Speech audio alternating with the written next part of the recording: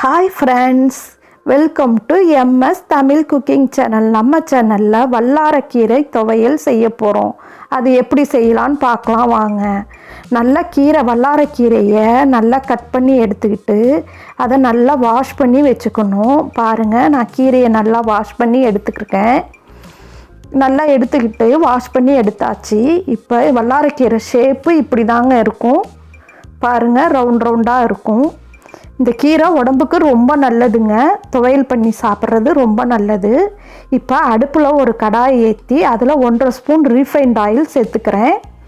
1/2 spoon கடுகு, எண்ணெய் காஞ்சிருச்சு. 1/2 ஸ்பூன் கடுகு சேர்த்துக்கோங்க. கடுகு நல்லா பொரியணும். கடுகு நல்லா பொரிஞ்சு வந்துருச்சு. இப்போ 1.5 ஸ்பூன் உளுந்தம்பருப்பு, 1.5 ஸ்பூன் உளுந்தம்பருப்பையும் சேர்த்து நல்லா வறுத்து எடுத்துக்கணும். அதோட 2 மிளகாய், சின்னதாக 2 மிளகாய் சேர்த்துருக்கேன். மிளகும் சேர்ப்பேங்க. மிளகு ஒரு 10 மிளகு இதில் நம்ம சேர்க்க போகிறோம். அதனால் மிளகாய் சின்ன மிளகாவாக 2 மிளகாய் தான் சேர்த்துருக்கேன். நீங்கள் உங்கள் காரத்துக்கு ஏற்ற மாதிரி நீங்கள் உங்களுக்கு மிளகாவை நீங்கள் சேர்த்துக்கலாம். பாருங்கள், ஒரு 10 மிளகு சேர்த்துருக்கேன்.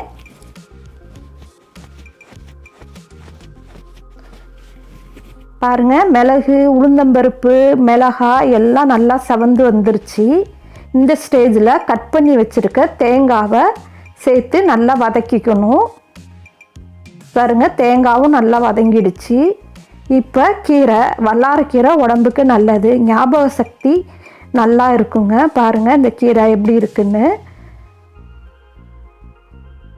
குழந்தைங்களுக்கெல்லாம் இந்த கீரை நீங்கள் கொடுத்தீங்கன்னா அதுங்க ஞாபக சக்தி நல்லா இருக்குங்க. இது பிரெயினுக்கு ரொம்ப நல்லது.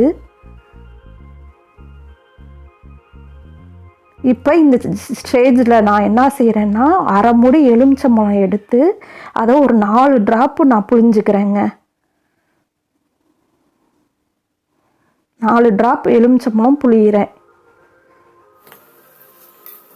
4 ட்ராப் லெமன் புழிஞ்சோன்னே நல்லா மிக்ஸ் பண்ணி விடணும். நல்லா மிக்ஸ் ஆகிடுச்சுங்க. இப்போ இதை மிக்ஸி ஜாரில் மாற்றிக்கிறேன். இந்த மாதிரி எல்லாத்தையும் நல்லா வதக்கி வச்ச எல்லாத்தையும் மிக்ஸி ஜாரில் மாற்றிக்கோங்க. மாற்றிக்கிட்டு உப்பு சேர்த்துக்கோங்க.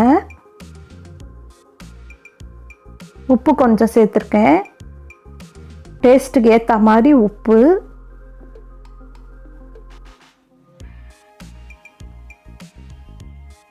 இப்போ இதை துவையலாக அரைச்சி எடுத்துகிட்டு வந்துடலாம். பாருங்கள், துவையல் ரெடி ஆகிடுச்சு.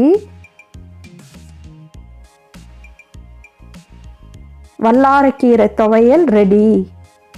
இதேமாரி நீங்களும் உங்கள் வீட்டில் ட்ரை பண்ணி பாருங்கள். இந்த வீடியோ பிடிச்சிருந்ததுன்னா லைக் பண்ணுங்கள், சப்ஸ்கிரைப் பண்ணுங்கள். தேங்க்யூ.